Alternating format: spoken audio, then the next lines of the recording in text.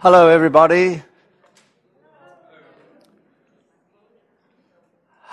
Thank you all for coming back. Today, the rubber hits the road. Today, we're going to ask you to commit yourself to doing something every day for the next 8 weeks. It doesn't matter what you do, whether it's slow breathing or meditation or mindfulness or yoga or whatever you want to do. But we want to give you the idea that this is not a lecture series that you attend and then leave. This is an opportunity to learn to embed a practice in your life that if you can do it for 8 weeks, you can do it for the rest of your life. So that's what this is about. That's the journey we're on. So again, our theme for our course is the 1 degree course correction. You have to do something every day and don't expect it to happen immediately. But there is good scientific evidence that if you do it consistently, changes will take place in your brain, in your immune system, in your endocrine system. I'll show you the Wheel of Awareness PowerPoint. And we're actually going to do a 10-minute meditation where Mary Ellen does the Wheel of Awareness as an audio tape, which gives you an example of something you can do. Now, there are thousands of examples on the internet that you can get. Meditation, music, sound, tapes. So we're not trying in any way to... We definitely don't want to own this. We want to give it away. But there's lots of other resources that you might find that will work for you.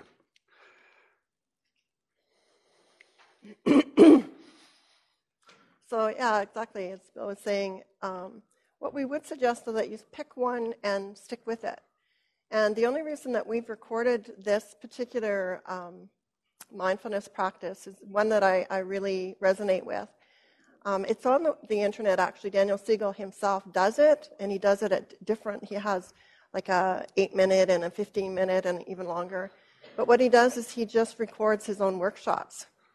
So you hear chairs scraping and people coughing, and just it doesn't really do it for me. So the only reason we recorded it again is so that you don't have that background noise.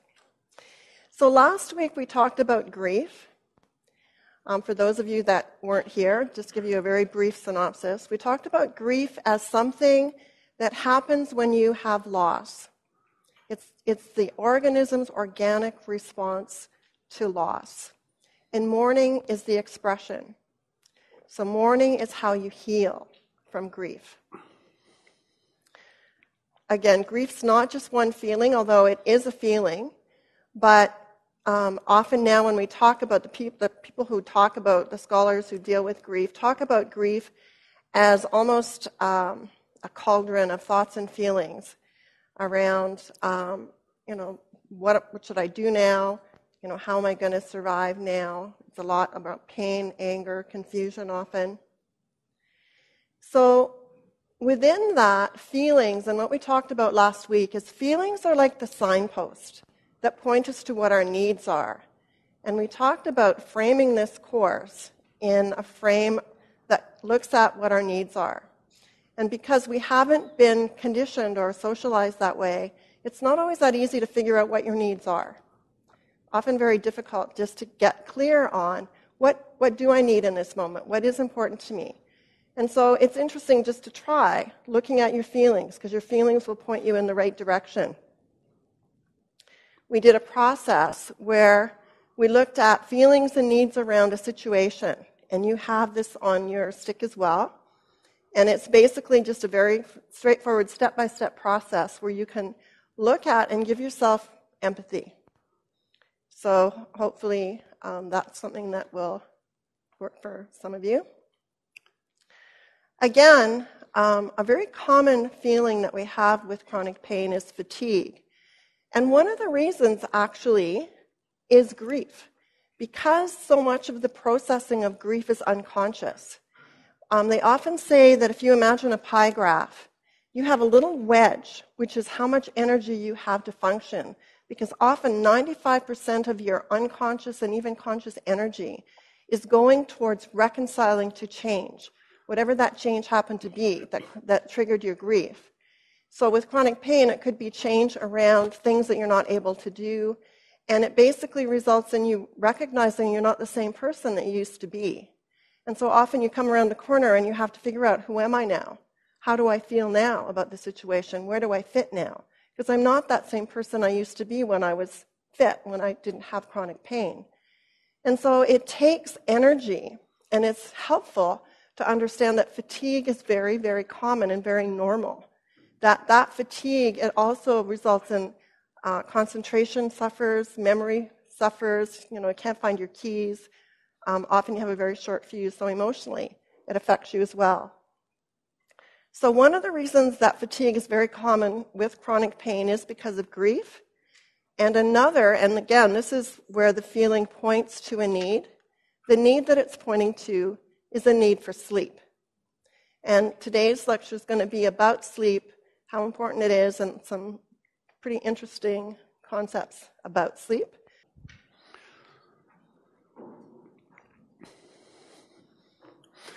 A good laugh and a long sleep are the two best cures for anything.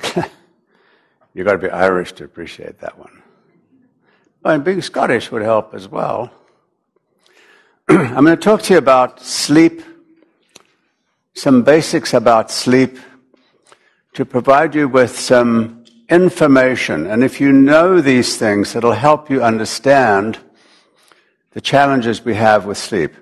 Can I have a show of hands among you who have some difficulties with sleep? You can see why we made it a topic of discussion today.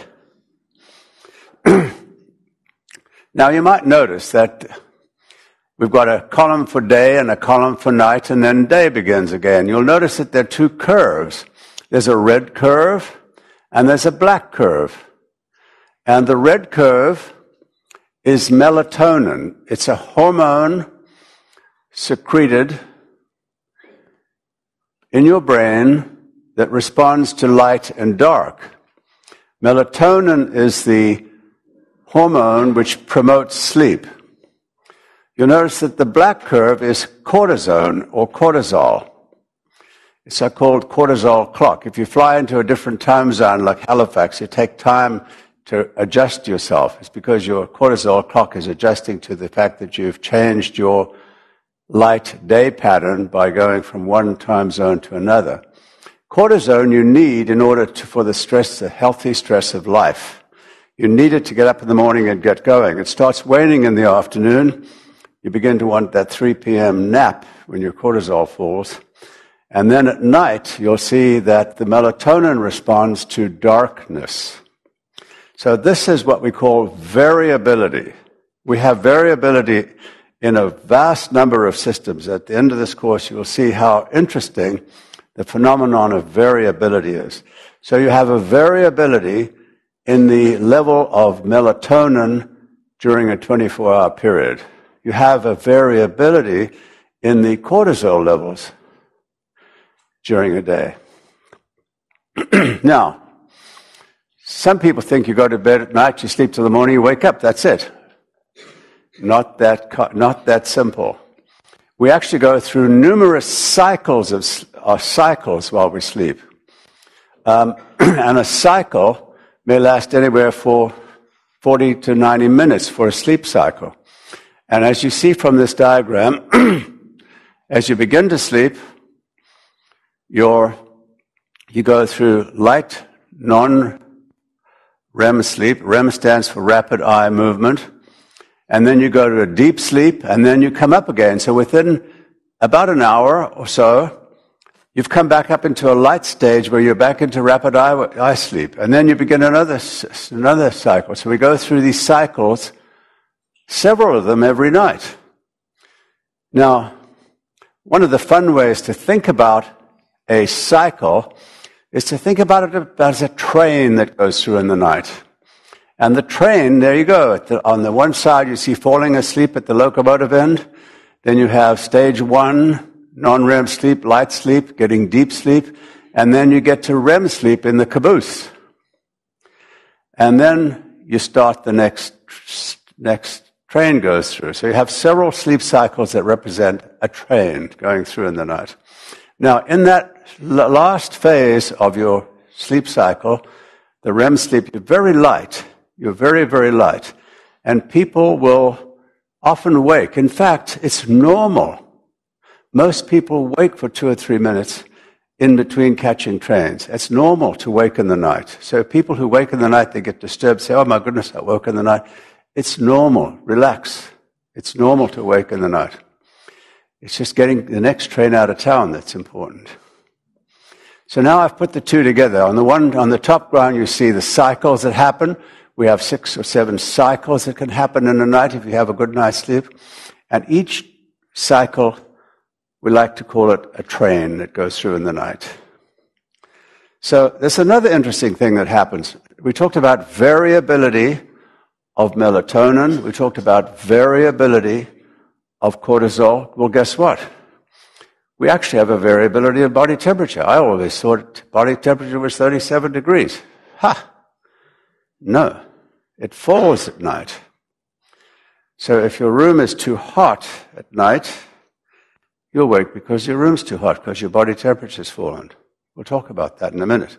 So here's yet another variability that happens. It's not a big difference, 36.7 to 37.1, but it's measurable and variable. Now, to understand sleep, you have to understand it has to do with light shining into your brain. That's how it begins.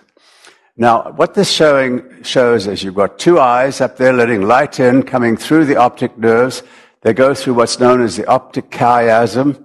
On its way to the back of the brain, the occipital portion of your brain is the portion of your brain that processes light.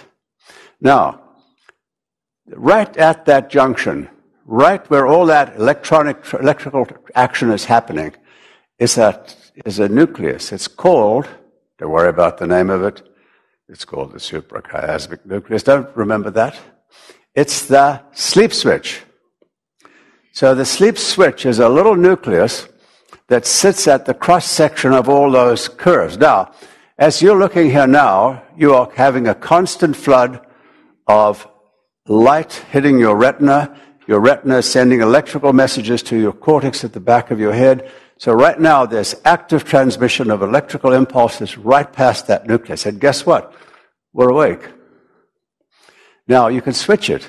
And how do you switch it? You switch off the light. So if you switch off the light coming in, there's no traffic going by the nucleus, and you go to sleep. It's kind of interesting, isn't it? So here the switch is on. You have high cortisol, low melatonin because the lights are on. And here you have the switch off. You have low cortisol, high melatonin because the lights are off. Now remember, it's got to do with the light that reaches your brain at the back of your brain. Now this is a fancy diagram, but what it's trying to show you is an image with light coming in, and it goes into that little switch where the little red arrow is, and that's the switch site. And it releases through nervous connections through the pineal gland, which secretes the melatonin. Isn't it magical? There's nothing we've ever made that's more fantastic than the human brain.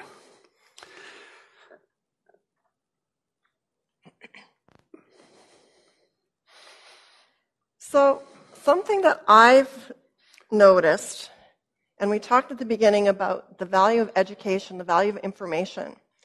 And what I've discovered is the more I learn about sleep, the better I sleep.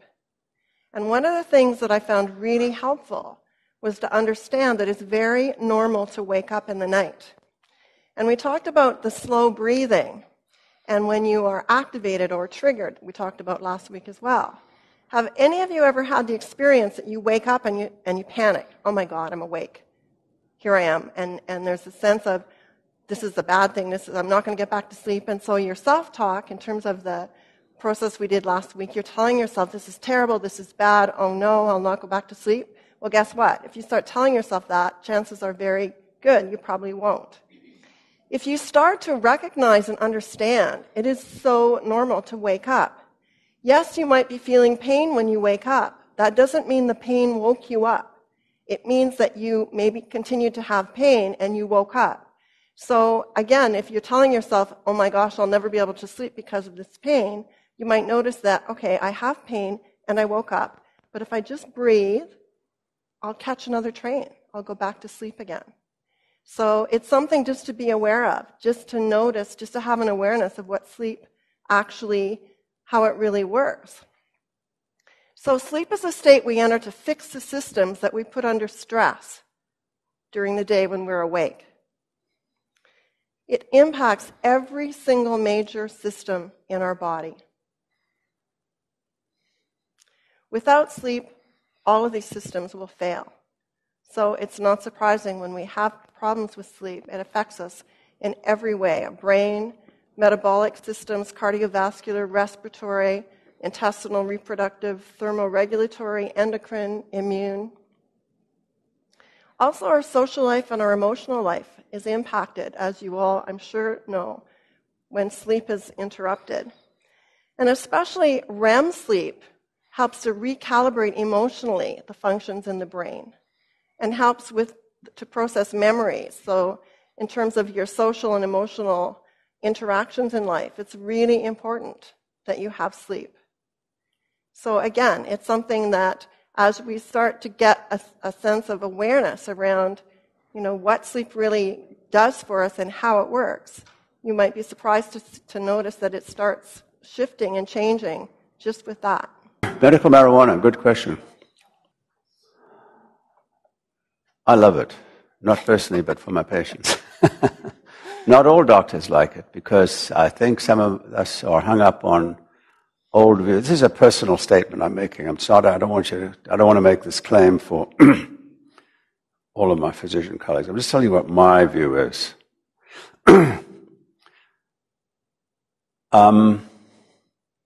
We all have this memory of, smoked marijuana being recreational and causing hits and causing problems. And I'm not talking about smoking marijuana. I'm talking about edible marijuana.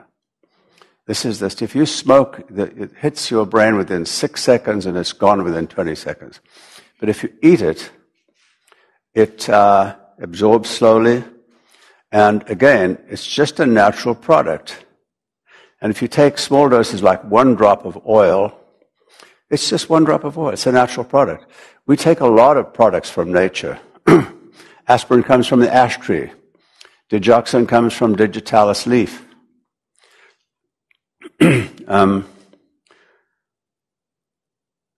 Penicillin comes from the mold that's left behind on your bread, and so on. Botox comes from a fungus. We have other more potent plants like the poppy, opioids. But to generalize, I think it's very helpful for many patients. And in small doses of edible form, in my experience, and I'm just telling you what my patients tell me, it's helpful in a large proportion of patients. That's just an aside, my personal view. And the answer, your question was, does this impact if you take drugs? And I think any information, any awareness that increases, it's going to be helpful to you. And you may need, individual information from your physician around a particular drug. These are images of what we call functional MRIs. They're MRIs, but they can measure the function of the brain. Now, those green and red circles are put on by the radiologist. I wish they didn't put them on, but just in your mind, take them out. This is the top 2 are in a normal person who has normal sleep control. And in those little green circles, you see tiny little red dots. That is the amygdala. It's your emotional brain in the center of your complicated brain with your frontal cortex wrapped over it. The same individual is sleep deprived for 24 hours, and look at the bottom thing. The amygdala, the emotional center, just goes crazy. It lights up, literally lights up on the functional MRI. This is a normal young subject subjected to sleep deprivation. This is normal physiology. Now, take this experience and put it into the context of chronic pain, where you do miss sleep for regular reasons. Your emotional brain, your amygdala, is alight, and it's alive, and it's active. And so this is what happens to normal sleep deprivation. Here's another example of exactly the same thing. On the left, you see sleep control. You see those tiny little dots. That is the emotional center. Sleep deprived, that same person, bingo, lights up. This is real. Sleep deprivation causes huge activation of the emotional center of the brain. We have two brains. We have a thinking brain and we have an emotional brain. And you can see the emotional brain is buried in the middle of your complex brain. Here we go back to our little diagram, okay? Remember we showed you this at the beginning. Daytime, cortisol comes up, melatonin, you don't need it anymore. The day goes on, and night falls. As night falls, cortisol falls, melatonin rises. But what do? We extend the light. We put the electric lights on. We read. We have a computer glaring at us. We watch television. We flood our brain with light. Don't expect to sleep. And then what we do, we wake up at 3 or 4 in the morning. We put the lights on. Put the lights on, you just shut off your melatonin. So in our modern society, we have a society of people who don't sleep well. We happen to be a congregation of patients with chronic pain, and 90% of you put your hands up when I asked if this was a problem for you. I can tell you, if you were a population of patients with cardiac disease, you would have the same thing, or immune disease, or chronic obstructive lung disease, or any of these things. It's a common denominator across all of these conditions. And this is what we do to ourselves. So if you want to leave the lights on all night, if you want to have television in your bedroom, don't expect to sleep.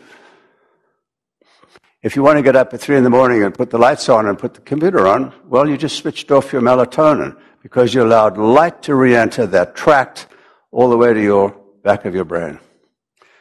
So this is, again, a reminder of what you can do for yourself to try to help yourself sleep. Simple stuff. Now, this is not a talk on sleep apnea, because that's a whole subject of its own. But there is a condition called obstructive sleep apnea. About 1 million adults in Canada have sleep apnea. 1 in 4 are at high risk of developing obstructive sleep apnea. 50% of patients who have insomnia also have chronic pain.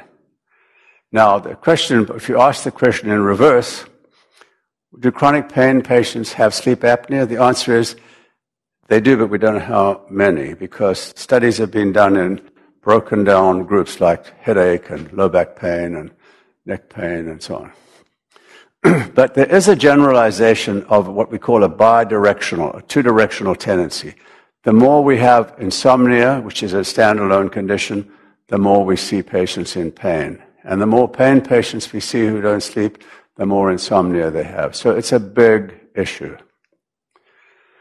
Now, this is an interesting one, and this applies to patients who are on narcotics. 50% of patients using opioids have sleep-disordered breathing. Half. A third of chronic pain patients on opioids spend a third of their time at night with an oxygen saturation below 90%, which is abnormal. Now, there is treatment for that. It's called positive airway pressure is an effective treatment. So there are chronic pain practice points you can take home from this. There is no consistent pattern of objective sleep disturbances in chronic pain patients. There's no objective evidence. However, there is a bidirectional tendency between insomnia and sleep deprivation. Sleep continuity disruption is the most common, fragmentation of your sleep. You have more superficial sleep. You have less deep sleep. The trains don't go as deep, but you have more superficial sleep. But the important thing for you to understand is that the sleep architecture is preserved. The train is intact. This is not a train missing the engine or the caboose or one or two carriages in between. So the important thing is that the architecture of the sleep cycle is preserved. So that's important because that means there's a basis to go to work with to make modifications that could help you. And other illnesses can impact sleep, and medications can alter sleep. Now, the researcher question, should all chronic pain patients be screened for sleep apnea? Should every pain clinic have an embedded sleep program? We don't know, but we are beginning to embed a sleep program in our pain clinic. How do medications affect sleep in chronic pain? Do medications induce sleep apnea? Questions. Does meditation, mindfulness, psychology education improve sleep? Question mark. Qualitative and quantitative measures are needed to distinguish between subjective and objective sleep and pain parameters. So if you wake at night, remember, it's normal to wake at night. And also we dream when we're light, in the light phases of rapid eye movement, REM sleep, we dream. So if you wake up having had a dream, that's good. You just completed a strain, you completed a cycle. So if you have the dream, whatever it is, that's good. It means that you got a whole cycle in and you're now light and you can begin to practice how to catch the next train out of town. So if you do waken at night, did you wake because of pain? And say, oh yes, I got pain, my pain woke me up. Or if you wake at night, was it because you had sleep apnea and a low oxygen? And then, oh, by the way, I had pain. So if you were waking for that reason, it's treatable. And was it a toilet call? And not pain at all? So these are interesting things that we can talk about in terms of sleep, what we call sleep hygiene. You have in front of you a handout. And these are suggestions, ideas, things you can think about that might help you with improving your sleep. They use the term sleep hygiene. I don't kind of resonate with that word because I think of hygiene like washing your hands, but that's okay. Sleep hygiene. Go to bed and wake up at the same time every day, regardless of the quality of your overnight sleep. In other words, try to create a rhythm in terms of when you go to bed and when you wake up. Now, this is key. The bedroom must be dark, quiet, and cool.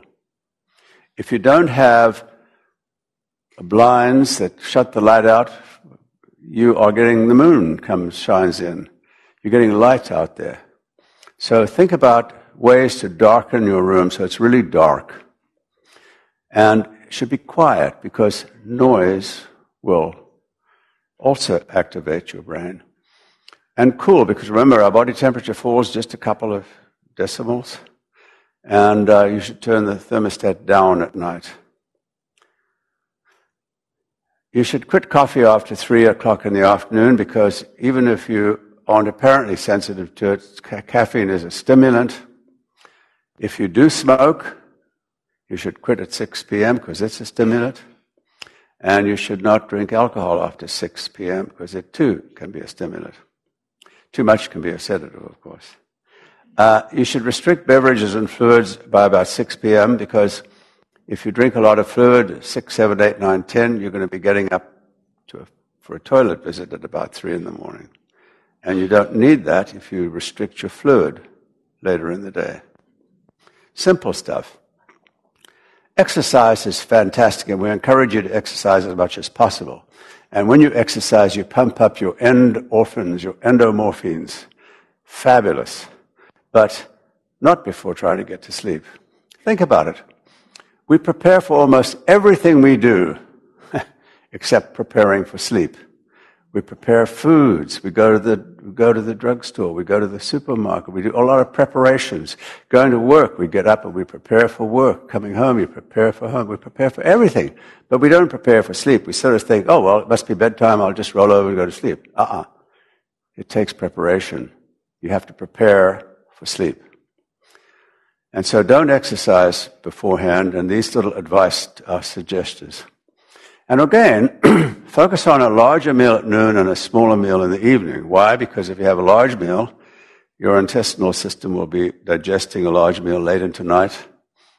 And it's a recommendation of sleep specialists that this be done. If you need a nap,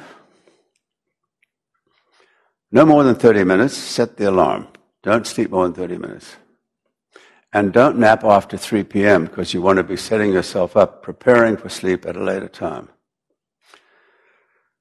Take a warm bath or a shower to raise your core temperature a little bit before you go to sleep, and then as you go to sleep, your temperature will cool, your room will cool, and you'll sleep better. This is a big one. Avoid TV and avoid computer or laptop use 2 hours before going to sleep. I'm not going to ask for a show of hands, but if I did, some of you would say that you have televisions in your bedroom. Deadly if you're trying to sleep. Thank you.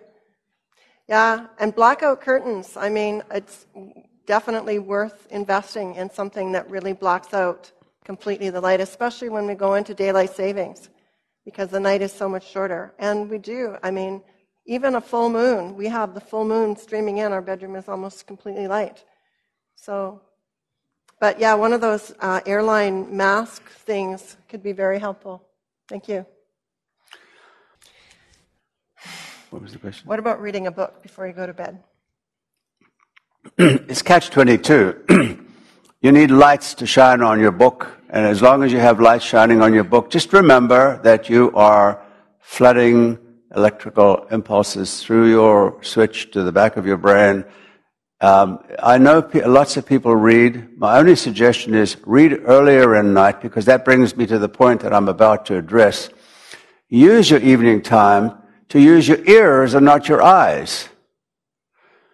Start listening to music. Start listening to relaxation tapes. Try meditation. Do your reading earlier in the evening. It's that meditation. Use your ears. That's calming to your brain. It does not pass through the light switch. The sounds coming to your ears, going to your hearing center of your brain, is not like electrical impulses going past your sleep switch, which come from your eyes. So, in answer to your question about reading at night, it's a challenge because many of us read at night every night. My only suggestion is read a little earlier and then put on your hearing, start using your ears rather than your eyes. Listen, meditate.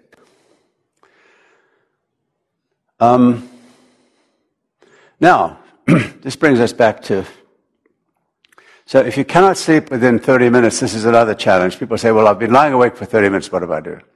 Well, the experts suggest you get up and move around to a separate room until you feel sleepy. The problem is, if you go to the other room and put on the television or the computer or read a book, you then are activating the light past your light switch. So that's the time to go to another room, get up, rest, meditate, and breathe slowly in the dark. That's optimal.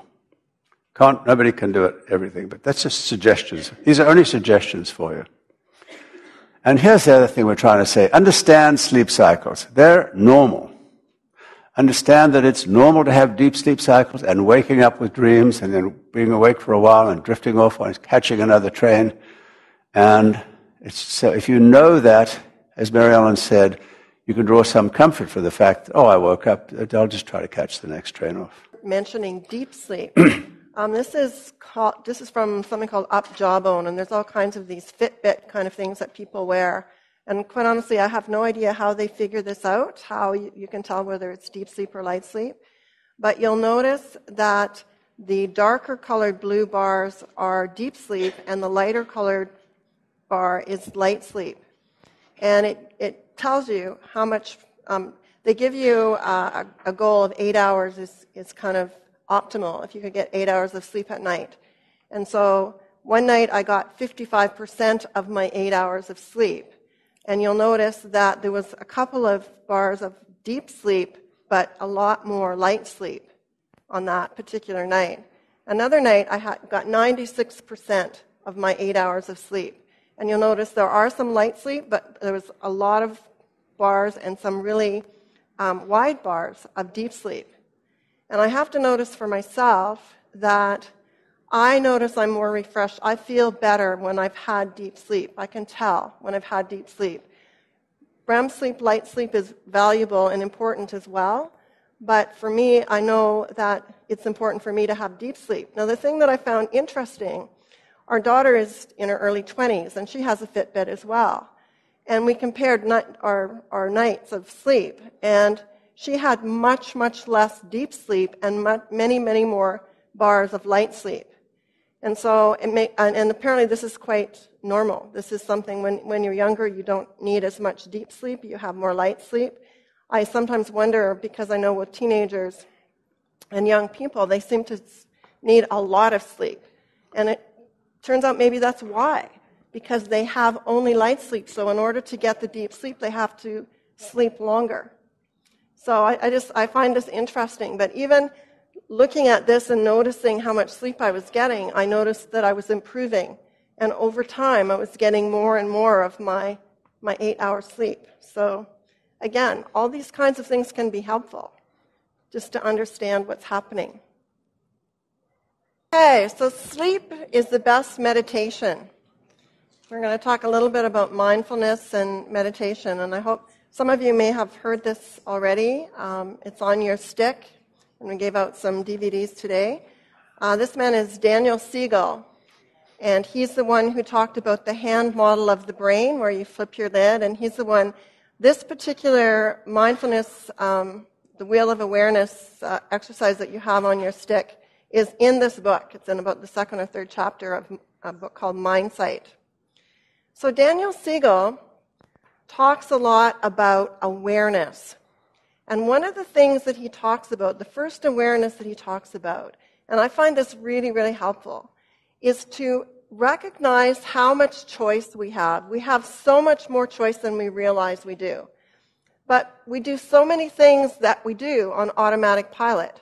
And when you're on automatic pilot, you're not focused on the fact that you have choice, that you can do something differently. And so just to be aware, he talks a lot about the mind.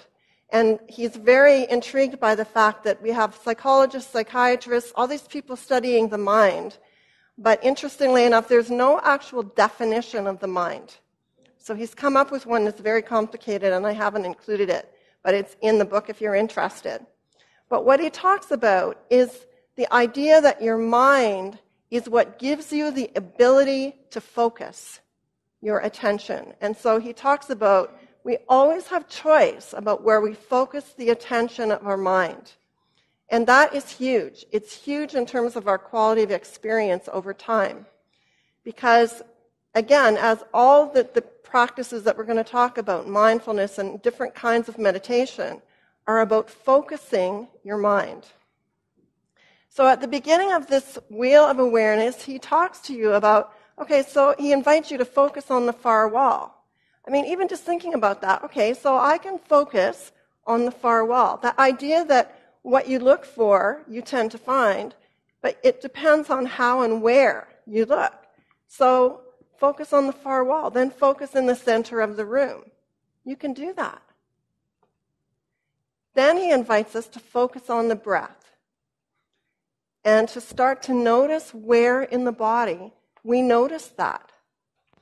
So in the wheel of awareness, he talks about the senses that we have that bring information to the mind. So he talks about, of course, the 5 senses, and that's touch, sight, hearing, smell, and taste. But then he gets into other places where we can have awareness. Sometimes the body, our abdomen, our limbs, our chest, our internal organs, that's kind of where our insight, our intuition comes. Sometimes we have just a funny feeling. It comes from that kind of body awareness that we have. And then to recognize our mind. We have thoughts, we have feelings, we have hopes. And basically what he's wanting to get connected to here is that these are sort of, if you can imagine those as events, they're separate from us. They're outside of who we actually are. And so to notice, and then the final one is our relationships with other people, and to focus on that as well. He talks about sometimes labeling it. You know, it could be a sensation you feel in your body, or it could be a thought. Oh, or there's a feeling, or there's a memory, or there's a dream. There it is. It's not who I am, it's just there somewhere. So he invites you to imagine yourself in the hub of a wheel, and all of these things that come to you that tell you about the world are things that you can shoot out through the spokes of the wheel onto the rim. So it's not like an ostrich. You're not burying your head in the sand. You're not trying to pretend they're not there. It's not like Pollyanna. You're recognizing them. You're noticing them, but you kind of shoot them out to the rim so you have some distance from them. One of the things I noticed when I was doing this, I have a bit of claustrophobia, so I was at the dentist and they had one of those things that they put over your mouth, and I tend to start getting a bit of anxiety when they do that. And I was just starting to have this a little bit of panic, and I remembered this wheel. And I thought, okay, so there's a thought, there's a feeling, and I just kind of shot it out to the rim. And it was amazing. I just totally let go of it and totally was able to just have a completely different experience. And usually I have to get everybody to stop and we have to slow things down. So I was amazed. What happens as you practice, and again, this is the 1-degree course correction, as you learn to do this and get proficient at it and have the patience to stay with it, that 1-degree course correction, one of the things that happens is the hub gets bigger. But in that hub is where you feel safe. That's where you're secure, you're safe. And in that hub, that's where you're the witness. You're the observer. So you're safely in that hub, but you're witnessing thoughts, feelings, sensations, sights, sounds. Those are events on the rim. The sensations, feelings, events occur, but they're separate from us. So you get to observe from a distance, and it tends to be less overwhelming. So we're going to take a 2-minute break, and then we're actually going to go into the Wheel of Awareness and have all of you have an experience of it. Some of you may have already, but... So we're going to actually practice something now. We're going to have a quiet practice. The Wheel of Awareness is very interesting, and he speaks of the 5 senses. We only have 5 senses. That's all we have. If we didn't have those 5 senses, we would be an amoeba. Touch, sight, hearing, smell, taste. That's all we've got. And if you're sensitized to one of them, like touch or signals coming from your body, some people are sensitive to smell. Some people are sensitive to light. Some people are sensitive to sound. So the context of light in chronic pain patients is significant because your brain is already sensitized to touch. I have one patient who, at about 7 o'clock at night, puts out all the lights, switches off the television, has a candle. She walks around with a candle. And that soothes her sensitivity from light coming in. So some of our pain patients are actually super sensitive to light. Some people are super sensitive to hearing. I've got one lady who won't come and sit in the waiting room because she can't handle the very minimal hubbub. She waits in the car and we phone her and she comes in when she's ready. So remember, the pain patient is already sensitized to one of your senses, touch. So you've got to be super mindful of other senses. And this Wheel of Awareness is, I find it helpful. I do it, I listen to it frequently. And it's becoming more and more mainstream. Deepak Chopra now has chosen to pick this up as one of his main themes, and you know who Deepak Chopra is. So there's a lot of interest in this Wheel of Awareness. And what we're going to do now, you've got that PowerPoint in your handout that Marianne just showed you. And And we're now going to do a 10-minute audio listening to Mary Ellen do Daniel Siegel's Wheel of Awareness. Okay? Helpful to be able to become aware of your own mind. That can be a very useful awareness to have. Yet not much happens in school or in our family life that lets us come to know ourselves. So we're going to spend a couple of minutes now doing just that. Let yourself get settled. It's good to sit with your back straight if you can, feet planted on the floor, legs uncrossed. And with your eyes open at first, just try this. Try letting your attention go to the center of the room. And now, just notice your attention as you let it go to the far wall. And now follow your attention as it comes back to the middle of the room. And then bring it up close, as if you're reading a book at reading distance. Notice how your attention can go to very different places. Now let your attention go inward. You might let your eyes close at this point. Get a sense inside yourself of your body in space where you're sitting in the room. And now let yourself just become aware of the sounds around you. Let the sense of sound fill your awareness.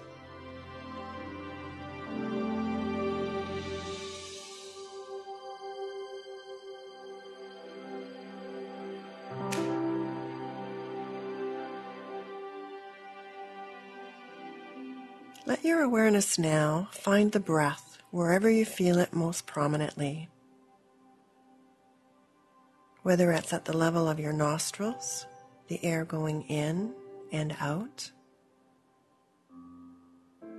or at the level of your chest as it goes up and down,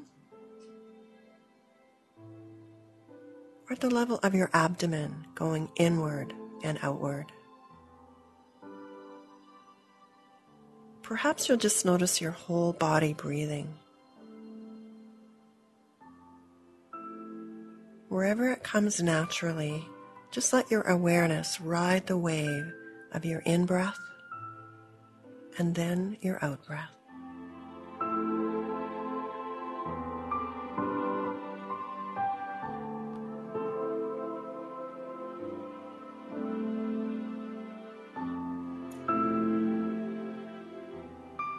As you follow the breath, you might notice that it's possible to become aware of the activities of the mind without being swept away by them. To discern that those activities are not the totality of who you are. That you are more than just your thoughts, more than your feelings. You can have those thoughts and feelings and also be able to just notice them with the wisdom that they are not your identity. They are simply one part of your mind's experience. For some, naming the type of mental activity, like feeling, or thinking, remembering, or worrying, can help allow these activities of the mind to be noted as events that come and go. Let them gently float away and out of your awareness.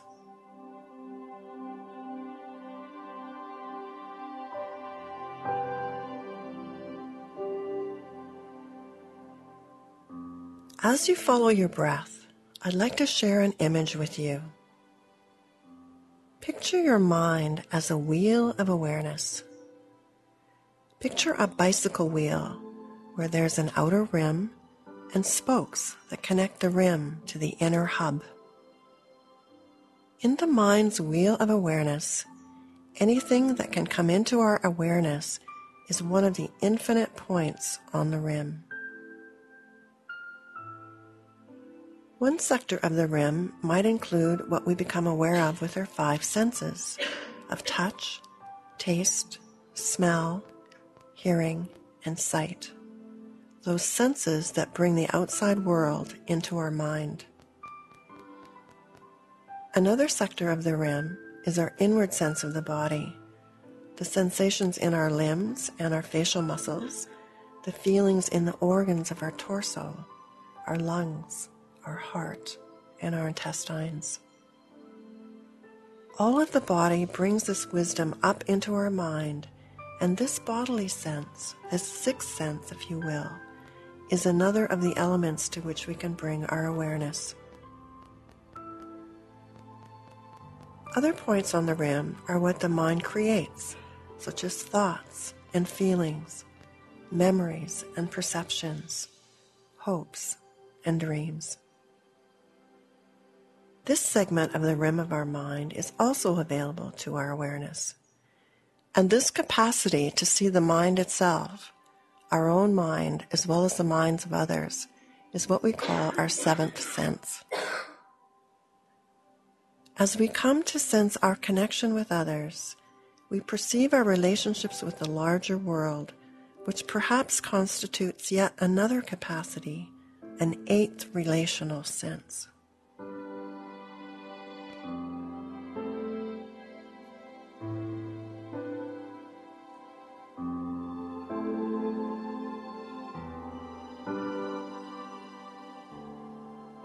Now, notice that we have choice about where we send our attention. We can choose which point on the rim to visit. We may choose to pay attention to one of the five senses, or perhaps a feeling in our belly and send a spoke there. Or we may choose to pay attention to a memory and send a spoke to that area of the rim where the input from our seventh sense is located. All these spokes emanate from the depth of our mind, which is the hub of the wheel of awareness. And as we focus on the breath, we will find that the hub grows more spacious. As the hub expands, we develop the capacity to be receptive to whatever arises from the rim. We can give ourselves over to the spaciousness, to the luminous quality of the hub. It can receive any aspect of our experience just as it is. Without preconceived ideas or judgments, this mindful awareness, this receptive attention, brings us into a tranquil place where we can be aware of and know all the elements of our experience.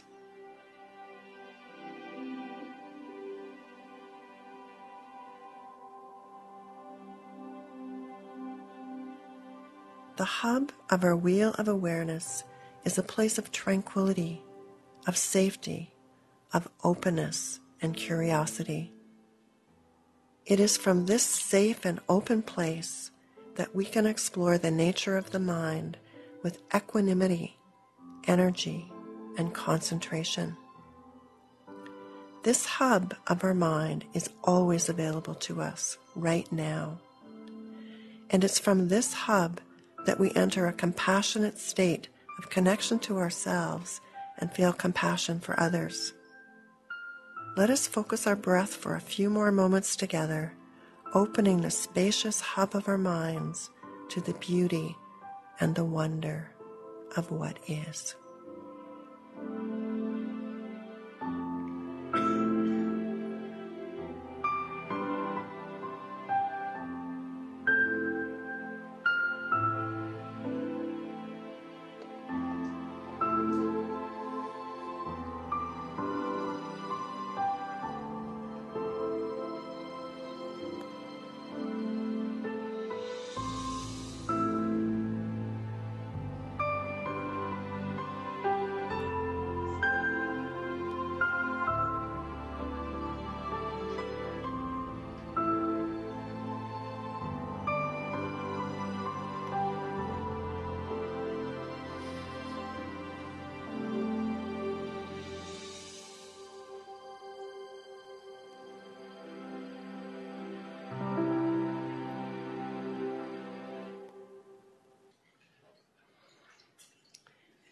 Again, it's something I'll invite you to notice that Over time, the more that you do it, the more that it becomes sort of a routine.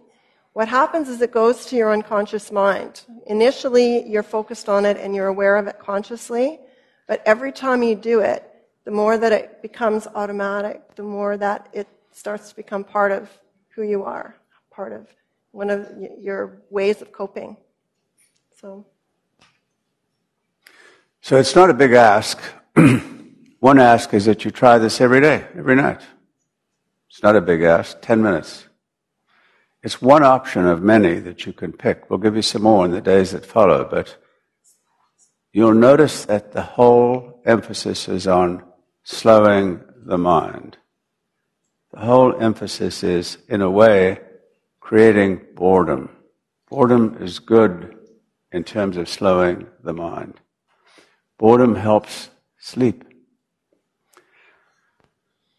one of the things we've been doing is you have a thing on your stick as well with the slow breathing. So we've been listening to the wheel of awareness and doing the slow breathing at the same time. So that's another thing you can try. We'll show that for you in the next couple of sessions. So let's summarize what we've done so far. You remember seeing this live? Our friend Dr. Lowe came down here. He stabilized out. We gave him a few mathematical sums to do, and he got into an anxiety state. We went into slow breathing, and he came down immediately. He said to me afterwards, he said, I could have breathed more slowly. I want you to look at this one. This is a study done on a 45-year-old patient with chronic low back pain. This lady was cruising along. We gave her the mathematical sums that came up, and she has trained herself over 6 months to breathe slowly. This lady, this woman, brought her baseline pulse down below the starting point by deliberately slow breathing. So it's possible. And not only that, it's measurable. It's actually measurable. This is a chronic pain patient, and she did the slow breathing technique. So we reviewed that part when we started off. And then Mary Ellen had a courageous volunteer who did a process with us. And again, you know, this is something where we talked about how we don't want to suppress feelings. This, again, we're hoping that the 2 words no wonder will be a positive trigger for you to recognize that you can absolutely allow yourself and give yourself permission to feel how you feel. But when you connect to needs, you start to equilibrate. It's a way to connect with, okay, of course I feel that way. It makes sense. And when things make sense, they start to connect and we feel more calm. So we're hoping that all of these things, as you start to put them together, you know, you might, some of them will connect for you, some of them not so much. Even the idea, again, you'll notice the word imagine, recognizing so frequently we use our imagination in a negative way. Our imagination is really, really positive. So if you were to imagine certain needs that you notice are really important to you, imagine those needs met. Just that taking 2 or 3 minutes and just imagining them totally, completely met. It's amazing how it shifts how you feel. So it's not suppressing the feeling. It allows you to go to the depth of how you feel and then come out the other side and have a different experience. So again, just another tool. Wheel of awareness. And we talked about sleep. And that's our Westie. And thank you. We'll see you next week.